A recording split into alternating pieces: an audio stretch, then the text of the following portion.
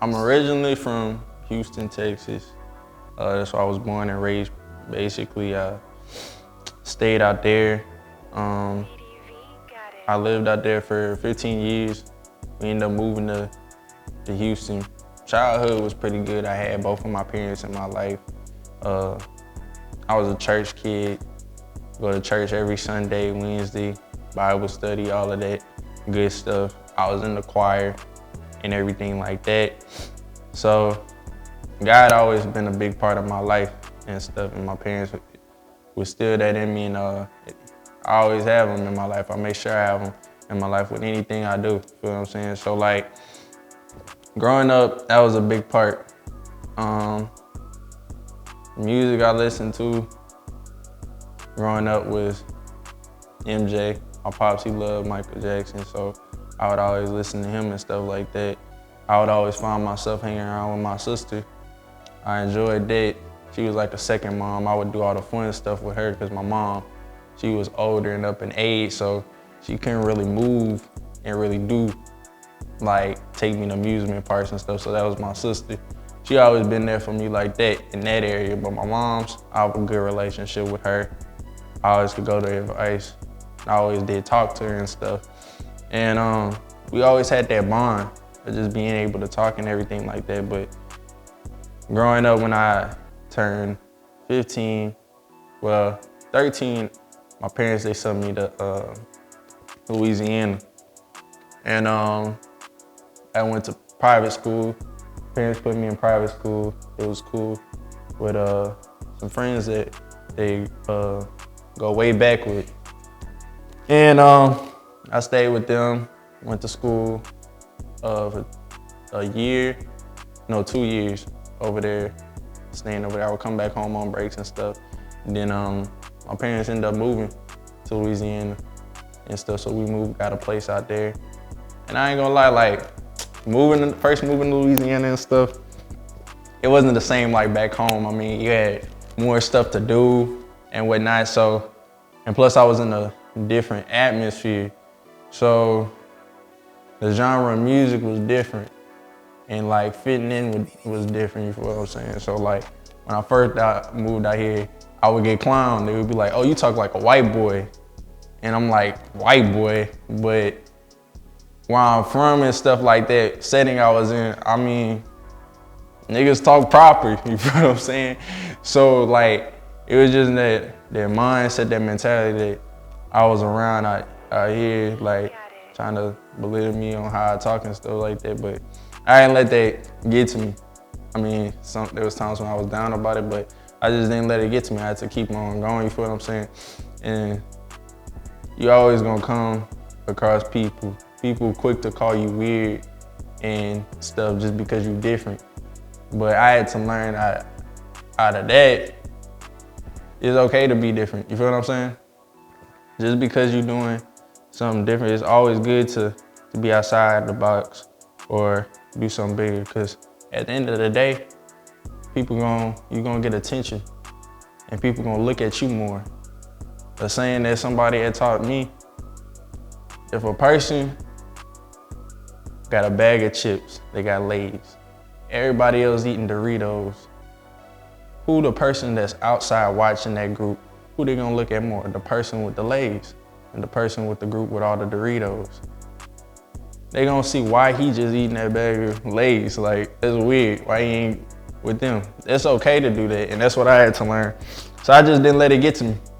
Sooner or later, I started making friends and whatnot, but growing up in that beginning era, I didn't really have too much friends like that. I went to a small school, so I didn't really get to venture out. I didn't start venturing out till after, like, I was just about graduating, and that's when I started like meeting more people and stuff. Cause I ain't gonna cap, I was a little sheltered, and hitting the world really opened my eyes to a lot of stuff. Like, I was real soft-hearted at one point in time, like my early teens, growing up in high school. When I got to my high school years, I experienced my first heartbreak at 17. And this would really put a toll on me and played a big part with music and stuff like that and whatnot.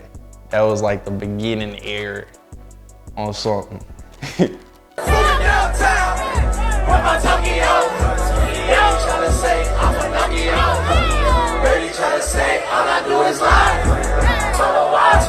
I've been making, since I was a kid, I would sing little nursery rhymes and everything like that. Like, I always could write songs since I was young.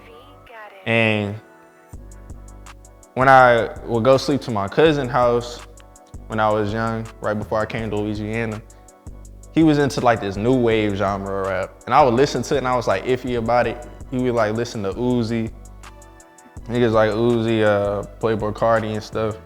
And I was messing with it, but I don't know. I still had what I like to call like convictions. I was like, what they be rapping about is just like, I know what I was brought up on. So, cause when I was young, when I say I was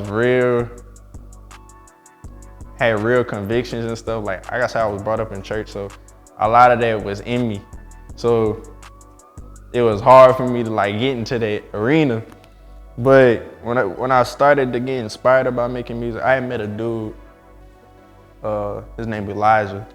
That's my bro, and he had came to my school. I was like 17. And we would be together in class, and he loved to rap. He made music. So he would be like freestyling and stuff, and then I would be like freestyle with him. But I would be more in that melodic type vibe. I would like to sing type stuff, but I would have flows. And it was like, nigga, you could flow, bro. Like, if you was to start rapping, you would be good. You would be cold at it. And I would be like, really, bro? I never, when I was young, even dreamed or thought about making music. Never did. My parents said it was a calling on my life or whatever.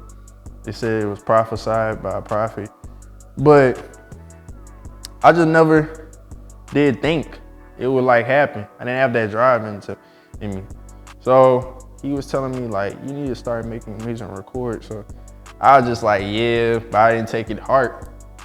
So I was talking to this one girl. That was the first girl I ever talked to, dated on some serious type stuff.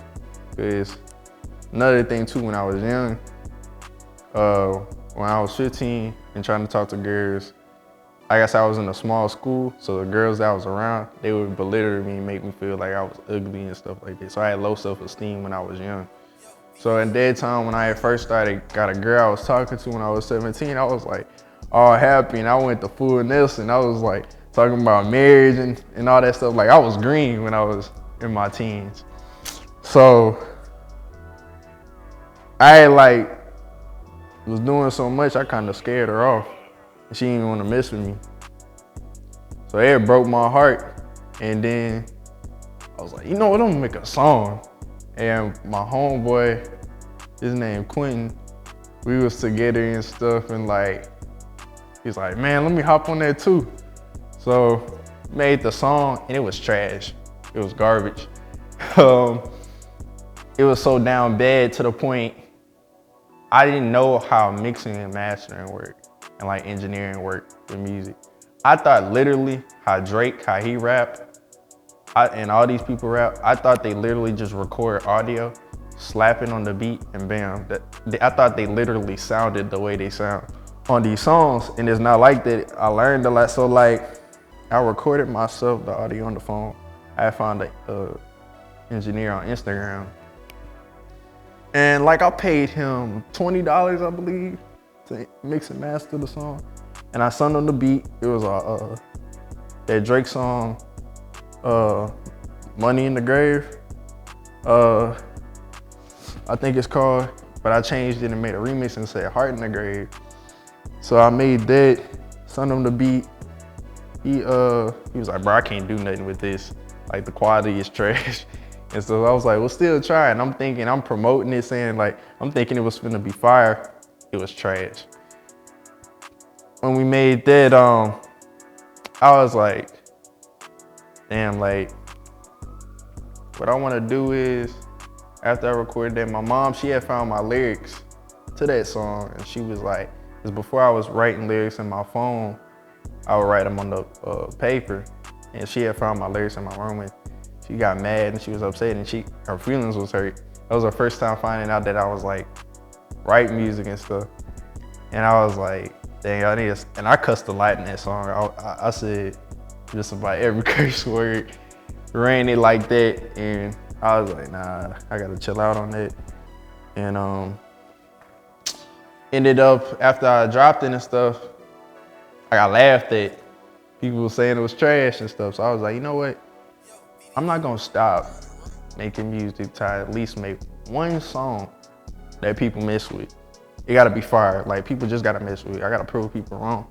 So I kept doing it, kept making music, and then kept doing it over and over. Then I finally found my melodic sound, because that first song I wrote, it was on some raw vocals type stuff. I was rapping like on some Tupac type vibe, and I always said I wanted to be a versatile artist. I want to be able to make songs like that, make melodic songs, make R&B songs, just be everywhere.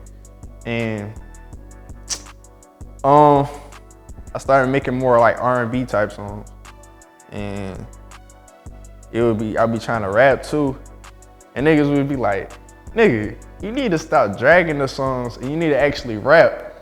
And I would be like, I don't know, my vocabulary ain't that big on that, you feel what I'm saying? So I would try it, and I just couldn't grasp it. And then I would send my music to my cousin, his name Marcel, the one I was talking about, that was putting me on like Uzi and Playboy Cardi. He would tell me I rap, like, bro, this stuff trash. And I said, that's when it really kicked in. I was like, he got good music taste, and he know what's fire and what's not fire. And he always kept it real with me.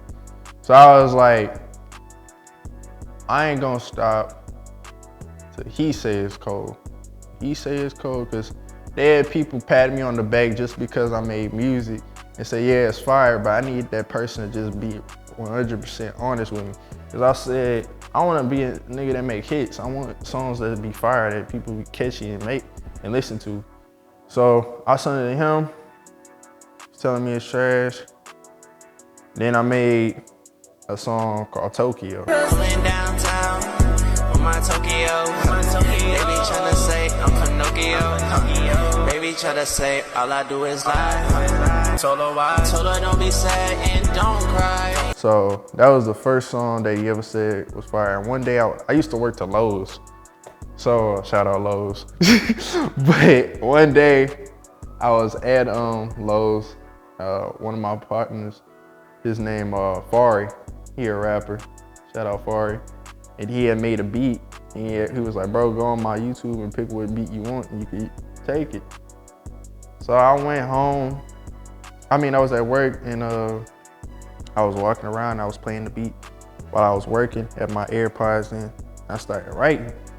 I was like, man, this mug gonna be cold. I said, I gotta go record this. So I went to the studio, but going back before that, I would go to the studio, and I had paid to go to the studio twice in my life. First time, it didn't come out like I wanted. It made me mad. It's like, I'm paying this money, and the dudes, like the engineers, some of them, they don't be actually taking their time out to try to help you and be like, hey, redo that. They just want their bread. By the time they get their money, they don't care how the song come out. At the end of the day, they got their money. So I was like, I need to learn how to do this myself. So I started learning and whatnot, and watching YouTube videos on how to mix my own stuff. So one day, I was at work, I was writing the lyrics, and I got off of work, and I got in my car. I didn't go home. I stayed in my car and I recorded the song. And I was like, bruh, this mug cold. Like, this mug really cold, like it's fire. Like, this got potential to blow. And I sent it to my cousin, he was like, bro, this stuff gas. Like, nigga, what you been doing? You been trading? Some stuff like, what you been on? I was like, bruh, I told you, like, nigga, whatever you tell me I need to improve on, I'm gonna improve on. So that's what kicked it off right there.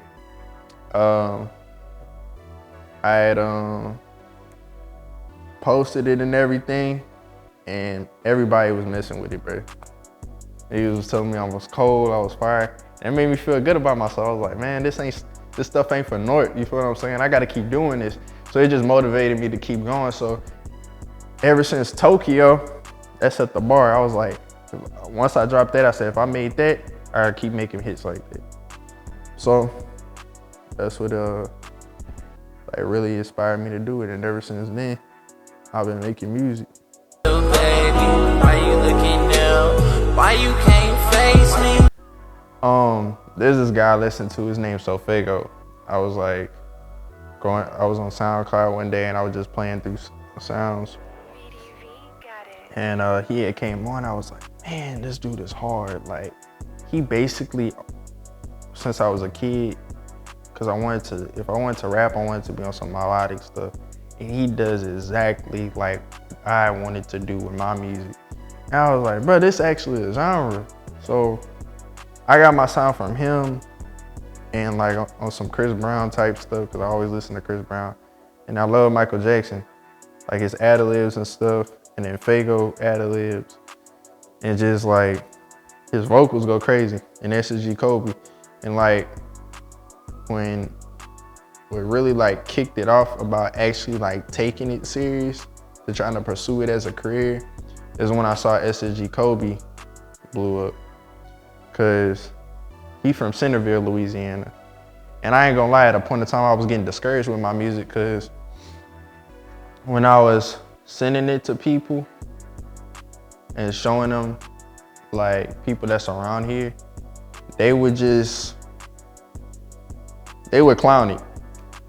They would say that it's trash, and if they didn't say it was trash, I would play it for them. They would like bob their head and be like, oh, that's good. But it's like that fake stuff. It's not like giving that real honest opinion on it.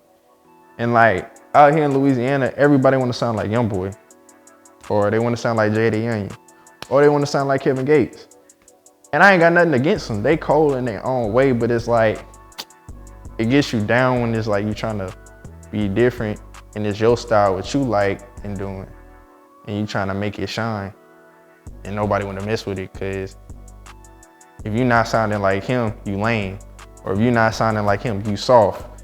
And it's like, that don't mean nothing. Like, it's what I like doing. Like, that's how I express myself, and it come out hard.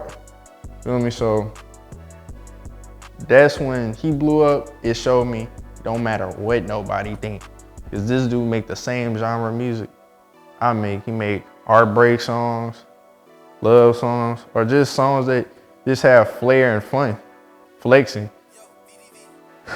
He does it. And like, when I saw him blew up, that was like, bro, if he could do it, I could do it. And he blew up out of a smaller town. I stayed near the Lafayette area, Opelousas. So it's like, he blew up out of Centerville, I could do that too. So that's what really kicked it off about taking it serious. It's about the Gucci. I don't rock that Gucci. I only rock Louis out here. You feel me? Yeah. I only rock that Louis, dog. Only the people that was saying that was messing with was like close people that I was with, but like just average, just everybody. Some people called me at school, say it was corny. The ones that was like my classmates. Growing up, when I was going to work and stuff, I was like playing it for people at work. Some people would say it wasn't their taste or not. And some would say they messed with it, but you know, like I said, it just gave off that vibe, like just a yes man type stuff. So, another reason too, before I started making music, I used to do YouTube videos. And my name was 360 Joshy. So I would make wave videos. So I was getting traction from YouTube. I was doing good. I was averaging like 2,000 views a video. And one of my videos had blew up because my mom had put a texturizer in my head, and it got like 170 something thousand views, and a bunch of people was clowning because I was like, you know what, nobody done this. It was brave to do some stuff like this. So I'm gonna do it, and I got a bunch of clout for that. So they was looking at it like, bro, go back to making YouTube videos and stuff like that. And I don't know, my phone had broke and I couldn't record YouTube videos. So after that time frame of me not being able to record YouTube videos, I got into music more. And I mean, like I said, they wasn't really messing with it. Now they bumping my stuff. Now they messing with it when I started getting better and colder. And two, when I started doing shows, cause I met my homeboy Joe and Konzi, and they go to my church that I go to.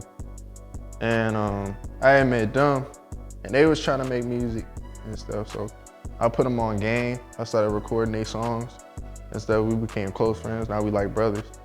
But they introduced me to their best friend, his name's Jake, and he like throws shows and stuff like that. So he set up my first show, then the second show, and people were seeing like, oh, this nigga really like was serious, and he really taking it serious, and like he really getting traction and stuff. And then I started promoting my music and whatnot, and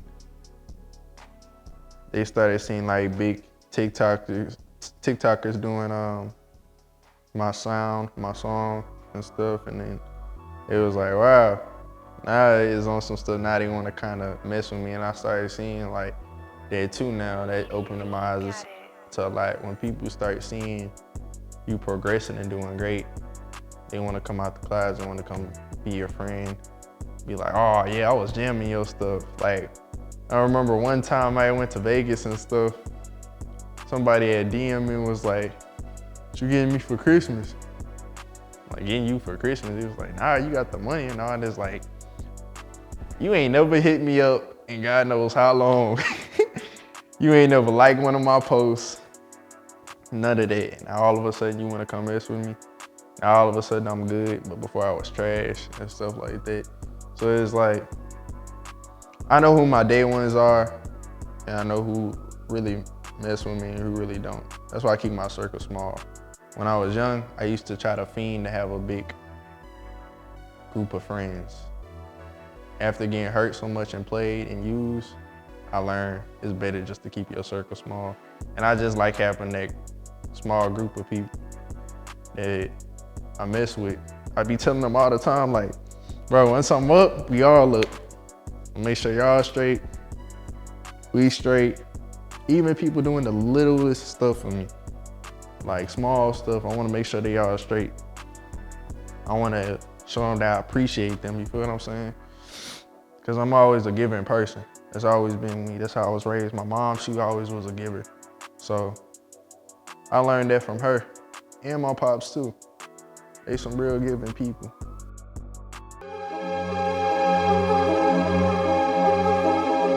When I would go to the studio, or when I was, or if I had to shoot a music video, I used to sneak out the house. I used to tell my parents I was going to work. I wasn't going to work. And a dude, I went to the studio one time and there was this dude I was messing with, but finances wasn't really there to like go to the studio too. So that's another reason why I stopped going. But his name Peasy. And I went to the Yo one time and it was a bad storm that night. The streets was flooded. And I was like, bro, how am I gonna get home? My mom, I was supposed to be getting home. My mom was gonna trip that I ain't home and stuff like that. I was like, I was 18. And I was like, she gonna be tripping and stuff like that. And it was a senior year, and he told me, he was like, my brother, he said, you need to be honest with your parents. He said, what if you got shot or something right now? Or your car get flooded and they thinking you at work. How you think they gonna react? I said, right, true. And he was like, you need to be honest and just tell them. I mean, you growing up and stuff like that, they gotta accept whatever you like do. They might not agree with it, but That's your parents, that's your people. They're gonna support you regardless. I was like, yeah, you right, but I said, you don't understand the type of music I'll be making. And he was like, but nah, seriously, he was like, just tell them. I had thought about it and stuff and whatnot, so it was getting close to my end of senior year, and I was like, my sister, she knew I made music, and she like, my dad had like, made a reference to it one time, so I was like, does he know? But they didn't really know. And one day I just like set him down. I talked to my mom, and I was like, Mom, I make music. I was like, it's something I like doing, I love doing it. And I showed it to her, showed her the music video to the song. She was proud, she was happy and whatnot, but yet I was slick with it. I didn't show her the bad songs. It was my songs, I just like said nigga in that song and that was it. But she saw like it was my music video like that. And she saw like the creativity that I had into it and everything. And she was happy, she was like real happy, and she was proud of me. And then I was always scared that, I told her, I said, I got songs that I do cuss and say some stuff, but I said, it's just what I love doing. I said, music is what I love making. Not saying I love cussing and stuff, but I'm saying like, I mean, I be expressing myself and whatnot, but I just do it that's just what I love doing, making it. And I was afraid y'all was gonna kick me out and stuff like that. And she was like, nah, I ain't gonna kick you out. I ain't never gonna do no stuff like that. And then they took it way better than what I thought it was. And then like my love for my mom and my relationship grew hella after that. Like I could tell my mom anything. After that, when I told her that, I just started telling her anything, my deepest, darkest secrets, everything. Because I would always vent that to my auntie. And my auntie, she passed away when I was 17. And that had hurt me, and I would always vent to her. So when she died, I was like, I couldn't vent to nobody like that. Because my growing up, parents wasn't letting me go date and stuff like that.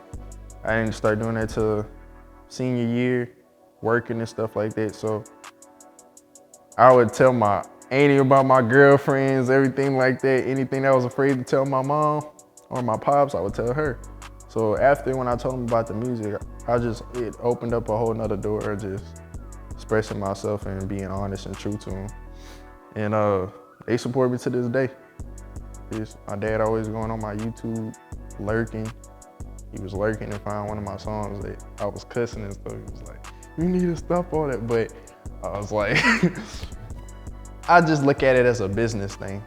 I look at it as like, I feel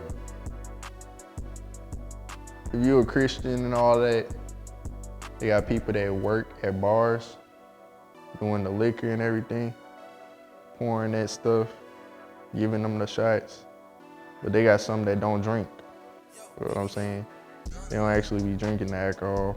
Yeah, I know it's a sin. I'm not saying what I'm doing is right, but I feel like I'm just doing it as a thing for business. It's just all for business. It's just I'm dishing out for the stuff that people like hearing. I'm just dishing it out to them. Doesn't mean what I do or what I'm talking about I'm actually doing. It's just for those people that who actually do it or just like hearing that type of genre. I just do it for that.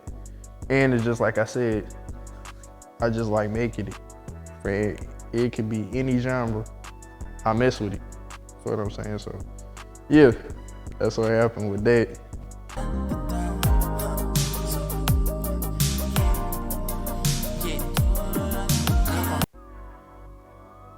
A lot. Seeing, like I said, do SSG Kobe popping off out of Centerville, small town like that. I met a dude, his name Torn Spears. And being around him and hanging out with him, he like a brother to me too. Like, he be with a lot of people and know a lot of people and stuff. And he work at a studio in BR. and he be working with big artists. And like being around him, the atmosphere of him, and seeing the work that he does. He going to school, he go to college, and he was in a band, and he said he never thought he would even be being an engineer, and look where he at now, working with big people. And he always helped me out, like with studio time, let me crash at his place when I would be going over there by him. Like, he always been there type stuff. I had met him through my partner Ray, and that's like a big bro right there. He was one of the niggas that kept telling me to forget what everybody else think and still make music and stuff like that. So it really like motivated me, and like what really inspires me and what really pushes me to go. What people don't realize, they may think I just do this music stuff just for me per se, but I really want to help people on some real type stuff. Like, I see my cousin Rome, dude, talented at rapping. He cold as hell. And I be listening to these other rappers and I be like, bro, you colder than them and they in the industry. And like stuff like that makes me mad and makes me be like, bro, like you need to be out there. Like you got too much talent just for it to go for naught. You feel what I'm saying? And I be wanting to do it for not just me, but other people. Like when I get on, I want to be able to help my cousin out, get him on. Or if I can't get him on, give him money to build his own stuff, his own business, or to be able to promote his own music, to get his name out there, you feel what I'm saying? Or just helping friends that be struggling and stuff. And I see they heart, their intentions is good, but they can't do it, you feel what I'm saying? I wanna help them. My moms, I wanna help them. They like giving people. So I wanna give back to them, you feel what I'm saying? Make sure they have a great life and stuff like that. And like my homeboy Torn, he a real genuine nice dude. And I see all of that. I see good people. And it's like, they're not to their highest peak. And I feel like they got too many people that's not even that good up there. And the people that deserve to be up there, they not there. So I wanna make sure they accomplish it and make it. Just like me, cause I don't wanna be that nigga. I done met famous people and got in contact with famous people. And you be like, hey bro, how you got where you got? And they never tell you straight up how they got where they got. They'd hit you with that line like, just stay consistent, bro. Takes time. You like, bro, I know that already. Everybody knows that it takes consistency and time. But bro, truth be told, you did not just do it off of just consistency and time. You had a blueprint on how you got where you got. Like they got artists that make music. I got a partner, his name Bass, that's my bro. Bro consistently drop music. He ain't big. He ain't the known or nationwide or in the state or nothing like that. And he consistent, he work hard.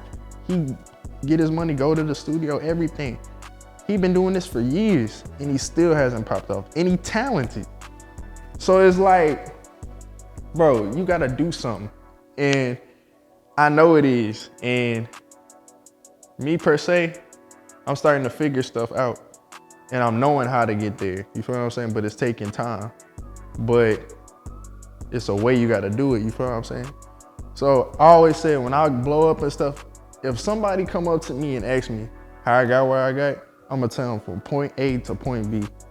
I ain't no person that's just gonna hold out. And that's what's wrong with black people. I feel like they get up, they wanna keep the other people down. They don't wanna help them get with it. Because think about it. Other races, and I'm not being racial or nothing, but different races, think about it. They help their own kind, you feel what I'm saying? They help their own kind get what they gotta get. Us, we the people that hear about killing each other, smoking each other. It ain't those people, it's us, you know what I'm saying? And they sit back and laugh at us because it's like, y'all doing that to y'all self. You know what I'm saying? They chilling and cooling, they getting what they gotta get, you feel what I'm saying? they rich and where they need to be, but y'all not. Cause y'all just want to keep each other down. Y'all want to feel like y'all better than the next man. Instead of y'all both win, you feel what I'm saying? And that's what I want to do. That's what I really want to do. Like, I got friends, I record their music, I do it for free. Cause I know they can't afford it to go to the studio. So I know I see drive and potential. So you know what, I'm gonna help you. You know what I'm saying? If you down, I'm gonna help you get back up. But if I see I'm helping you get back up and you tearing me down, that's when the cutoff has to come out. You know what I'm saying? So that's what I feel about it. You feel me? That's my thing, my per se on everything about that.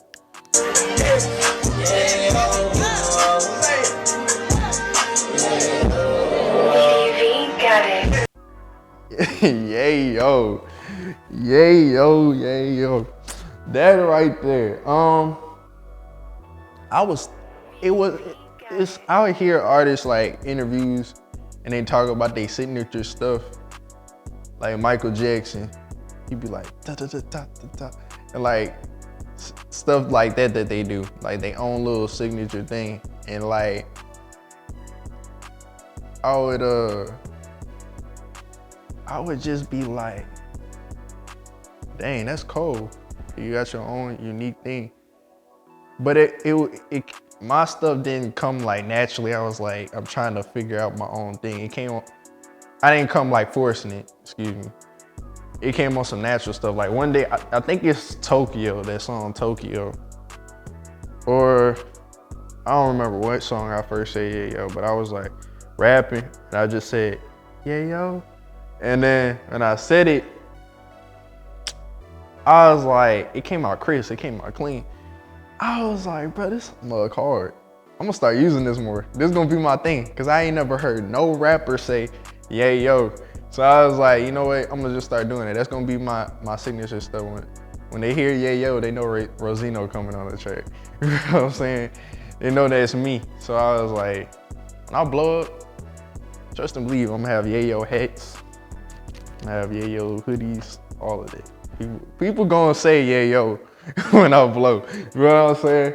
So like, that's how it came about. It came about so crisp. I say it in all my songs. You know what I'm saying? That's just me.